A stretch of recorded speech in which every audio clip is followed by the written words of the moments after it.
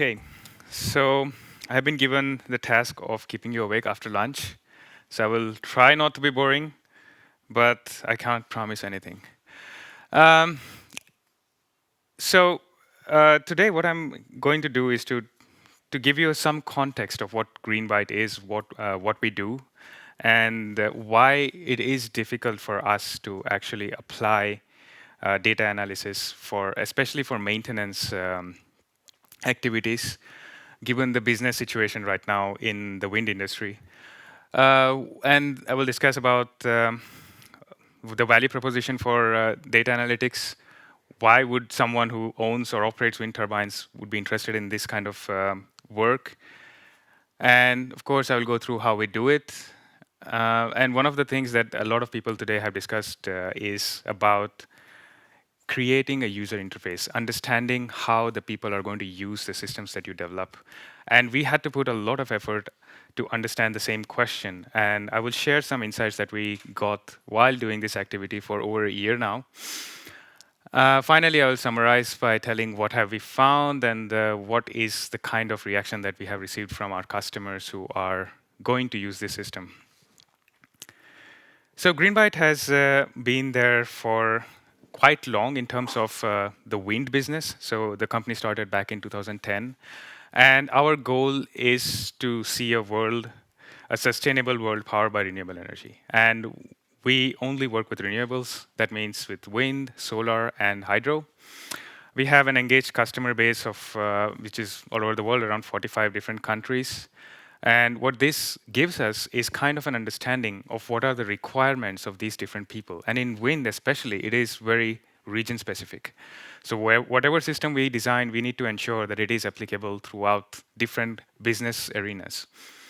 Today we have about 18 plus gigawatt installed. We'll be about 20 gigawatt by next month. 1,000 wind farms, more than 7,600 turbines. So we have a lot of data. And what this means is that we have the right base to start working with this data, creating new methods and applying machine learning to actually. Sometimes we have to go and tell the customer that you have this data. Have you ever thought of doing this? Sometimes they come to us and ask, can you do this? So it works both ways. But what is important is that we actually have the resource, that is the data. And it's just about actually creating these methods and investing in data science to create these insights. We are originally experts in software and data, and also in renewable energy, since we have been working in this area for a while. But we are one of the only companies, or we are at least one of the first companies who invested in a separate data science team. And this is, so I'm talking about software as a service providers in this sector. And I joined the company when there were 14 people. Today we are around 80. So already back in the time when Greenbyte was still a startup, the CEO decided that this is going to be something that people will be talking about in the future, and we should invest in data science already. So that was a good decision, in my opinion. Well, what we do, or at least what we have been doing up till now, is to create a platform which breaks the silos within an organization. And this is especially true for wind because there are different kind of players. There is an asset manager, there is an operator, there are the owners. All of these different players in the market have a different point of view when they look at data. The operators want to make sure that the assets are operating. The asset manager is more about how did we do last month. The owner is even at a higher level. They want to see how much have I produced in the past quarter. So all of these players, they need some different level of understanding from the data. But what has happened is that if you own a portfolio of different type of wind turbines, so let's say you have some Siemens Gamesa, you have some Vestas, it becomes difficult for you to get an overview of the entire portfolio. This is where the software comes in. What we do is we connect to any type of wind turbine, independent of the manufacturer. We gather the data and allow it to be shown in one software. Of course, you can create KPIs. You can have simple alerts with thresholds. That is the first step in creating data science. But of course, now we have moved from that step. So we are in the step where we are actually implementing more complex models and trying to derive even more insights from this data. So if we look at how the wind turbines are performing today, what we see is that, so this is the availability for 7 big manufacturers, the time-based availability. So how much time do they run and how much time are they standstill for 4,400 turbines from the year 2017. What we see is that the, um, the median is quite high, average is a bit low. What that means is that most of the turbines have a very good availability. They're available for 98% of the time. But there are few which are not available for that much time. That brings the average time-based availability low. Another observation is that different type of turbine manufacturers, they have more or less the same availability. What this means is that the technology in terms of turbines has matured. Wind turbine or wind power has been in business for almost 25 years now. So the manufacturers have had opportunity to experiment, to try new things and fail. So now the technology is mature. And in some ways, wind power has been at the forefront of using data for maintenance. Um, Vibration-based condition monitoring system is quite common in the modern wind turbines. And the customers who actually do the maintenance themselves, they have integrated this part of data analytics into their workflow already. So where do we go from here? So if we think that yes, the technology is mature and there is also some kind of an acceptance of data analysis in the industry, then what we would want to do is to focus more on the turbines that are not performing well. You would want to improve those turbines. And the way to do it, of course, is to first identify why they're not performing well, and then apply even more data analytics to it, try to understand if we can avoid these issues. So just by this simple analysis, what we can see is that, in essence, if you bring all the turbines which are below 98% to 98% time-based availability, you can achieve average annual energy production increase by about 6%. That's a lot of money. Again, if we look at what type of components fail and how long does it take to fix a certain type of component, what we see is that there are some failures, they happen few times, but they take a long time to fix.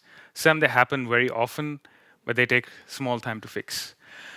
And a lot of focus has been on the big components. So when we talk about wind turbine and maintenance, gearbox is one of the biggest things that everyone talks about. And there has been a lot of research done to try to understand if we can avoid failures in gearbox, if we can plan maintenance activities. That is true, it has given good results. The reliability of gearboxes today is much better than it was maybe 5 years back. So what does this mean? Are we done? Have we achieved everything that we could have in terms of maintenance? Well, now I think it is a time to move on to the failures which do not cost so much of downtime, but they happen very often. And that has been something that we have worked, or we have promoted a lot to our customers, that you actually can fix those issues. Up till now, there was kind of a understanding that these are the failures, they happen because the turbines are placed in a windy situation, they work in very difficult conditions. So it's not possible to avoid these failures, but in fact, it is. And that is what we have focused on during the development of the product that I will discuss. So it's a very simple product. It uses artificial neural networks, but it's not really AI. It's just basic machine learning. What we do is we have access to the data from the SCADA system. And the SCADA system is a system which measures and stores a lot of different parameters in the turbine. So how much is the turbine producing? What are the temperature of different components? So what we do is we collect this data. We have stored it, And then we create neural network models for different type of components in the turbine. One of the challenges for us in doing so, in doing this activity, was to ensure that we are manufacturer independent. Because we are a third party service provider, we don't really directly work with the manufacturers. So we had to ensure that the models were independent of the manufacturer. And that is where the scalability issue comes in. So once we were able to do that, now again, this was actually my PhD project when I was in Chalmers. I did it on, let's say, my PhD project included about 30 to 40 turbines. Everything worked perfectly. And then I went to Greenbyte and said that, look, we can develop this and make a product out of this. It took me 6 months to put it in some kind of a prototype that we could test. And what we realized was that it will not work if we scale it in the same way. So we had to do a lot of engineering just to make sure that the models are getting the right type of data. And that is where the data pre-processing step comes. It took us some time to actually ensure that the data pipeline going into the training model is good. So once we have trained the models, we store them, and then in real time, we compare what the model says the temperature should be to what the temperature actually is. And what we realized was that the models are very good at predicting or estimating these temperatures. So then what does it mean? So how do we ensure that the difference, how do we make sure what threshold should we put? So that was another step. That is an engineering step also. It's not about data science. It's about understanding what are the customers interested in. So what should we tell the customer to look at and what is not important for them? So a lot of trial and error, a lot of tests. After that, we came up with a statistical solution where we said that given how the model has learned from the data that we have in the system from past year, so if the difference is this much, let's say it's 1 degree, is this statistically significant? Should this be reported to the customer? So finally, if it goes through the statistical model and the model says that yes, there is some problem, then you get an alert from the system. So we had this prototype. Back in 2018, April, we went out with this and we said to a select few customers that we want to develop this with you. So let's start working together. The reason why we wanted to work with them was to understand what are they going to use and how are they going to use it. So what we realized was that there is going to be a human step, like Noah from Tetra Pak was mentioning. We are not at a situation, we are not at a stage where we can remove the human from making this decision. So what we realized is that the first thing they want is information about what is wrong. They want to look at the details. And then someone will take an action, and they are happy to give us a feedback. So what do we need when we talk about prediction and recommendation? So it has to be easy, it has to be quick, and the recommendation, if we have the recommendation, it has to be focused. It should tell the customer or the user where to look when the problem is there. Assessment, it should be contextualized because most of our customers, they don't do the maintenance themselves. So what they will do is they will look at this information and send it to the maintenance team. Maintenance team, they are not data scientists. So they are good at understanding the turbine. So we needed to give them the information in a context that they understand. So contextualized information is very important. Again, they take an action, so there will be some kind of intervention. Could be that it was correct, they fix something, and then they have to give a feedback. Now, sharing data in wind industry is really, really difficult. Nobody wants to share data. So how do we motivate the customer to give their knowledge to us? Why would they do that? And how do we ensure that this knowledge that we are getting from them is anonymous? So if we look at the system, what we need to understand is that they will give us, or they are motivated to give a feedback because they understand that any feedback they give is basically labeling the data when there is a failure, goes back into the recommendation system. So every time a customer or a user gives a feedback, they are improving the recommendation, the model for the recommendation. And if we have a big portfolio, users using this all the time across the world, then the knowledge that we will gather with this feedback will be very, very valuable. And so this is what we built based on the feedback from our customers. And okay, so if we think about the recommendation again, this was really difficult to build, because what we wanted to ensure was that we are using the data that we get as label data back from the customer and provide them with something that they can trust, they can use. So, well, very briefly, what it basically does is that it gets the new data. Predict is the name of the product that does this kind of prediction. It creates an alert, and then this alert goes into the recommendation system, which pulls in more details, tries to match the pattern of a particular fault with something that has been recorded in history. Then it gives a recommendation to the user. The user will interact, will resolve the alert, say that, yes, there is a problem, no, it was a false positive. Every time a user interacts with an alert, the model is trained or retrained.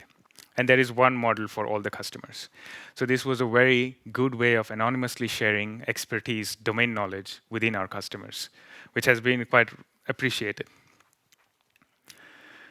And again, data has to be believable. Whatever insights we give, of course, it's a model. So by definition, it's going to be wrong. So what we need to ensure is that the information that they get is good enough so that they can make their own decisions. And what it means is that we need to give a recommendation with some kind of a confidence associated with it. So here we see that we get an alert from the rotor inverter. So it's a converter system inside the turbine. And it says that the first recommendation is that you should repair the cooling system. So this is the kind of recommendation that you could expect from a system right now, because we cannot go into more details at this level because we don't have that kind of data. And then it will say the confidence with which the recommendation has been made. 100% means that the pattern that you see in this particular fault matches 100% to something that has been recorded in history where some other customer had cleaned the cooling system to fix the issue. Of course, this is possible when you see that there is a historical failure that was recorded. But what if we don't have that information? So what will happen is that the system will show very low confidence. And what this would mean is that the recommendation system is not able to match the pattern of this failure to anything that has been recorded in history. So this is a case study, just to put in context of what could happen if you don't do proactive maintenance. So this was from the pilots that we were running from last year. So the system said that there is a problem in the converter system. So the red values are the actual temperature being measured from the turbine, and the blue ones are what the model says the temperature should be. So based on the alert, the customer actually went, or not the customer, but the customer informed the maintenance team to go and check the turbine. They did it, but they didn't do it properly. So they said there is no problem. It was fine. But the customer said, they could see that the temperatures are high, so they were like, okay, let's see what happens.